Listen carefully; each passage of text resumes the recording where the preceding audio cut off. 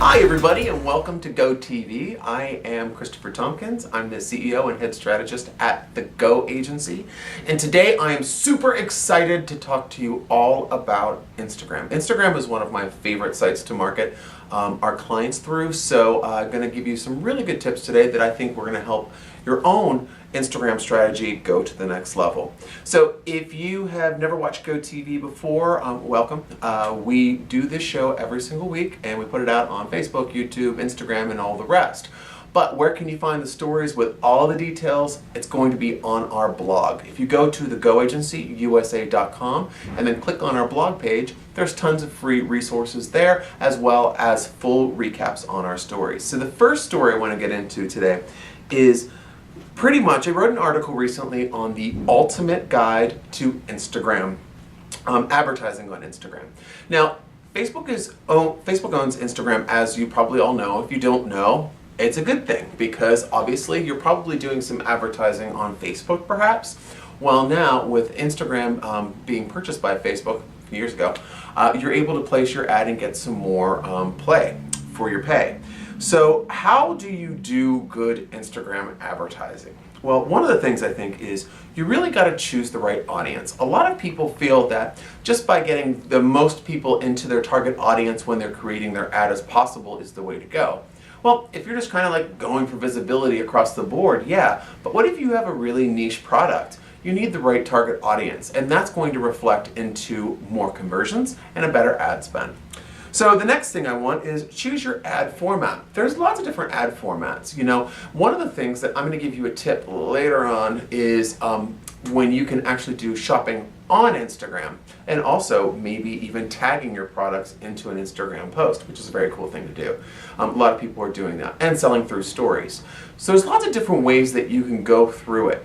Think what works best for you. I would A/B test photos versus video to see what works out best for you. Also, make your ad as organic as possible. You want to make it seem authentic. I do not want to watch a direct response advertising as seen on TV type ad presented by a company on Instagram. I want it to seem a little bit more authentic, a little bit more homespun, because you have to think about where your ad is going to be placed in the overall system of Instagram. If someone's scrolling, that's when they're going to be seeing it.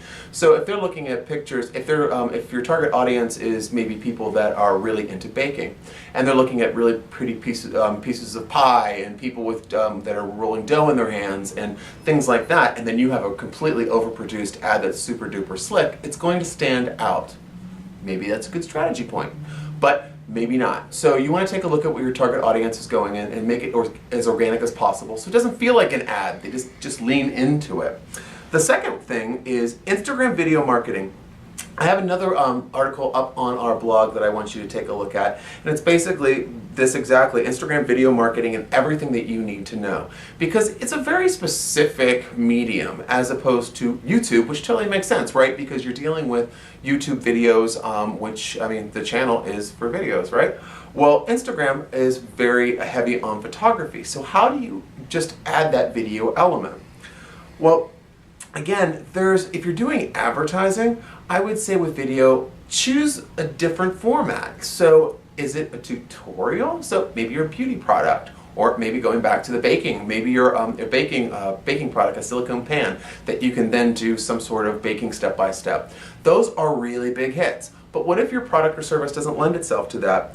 You know, you might want to focus on a testimonial of one of your clients, maybe someone using your product or service, etc., etc. You know, you want to find out what is best because you really want to get that engagement with your target. And then also, I love stories. Now, stories are a fantastic way to well, you can use it for user-generated content as well, but I like stories because it enables you to get right to the top on the first page of Instagram. So if you're putting things out on stories on a regular basis, your little icon is going to constantly be at the top of your followers' lists. And if they click, it's always going to be at the top of the list. So this is a great way of getting in touch with your audience in a really, really busy marketplace on Instagram. So those are two blogs I do want to have you check out. Again, the Ultimate Guide to Advertising on Instagram and also Instagram Video Marketing and Everything You Need to Know.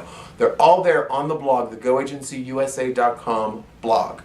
Then what I would suggest you also do, if I'm giving you a marketing tip for Instagram, one of the things that I really, really think you need to do is to create a catalog. Oh, how do you do that?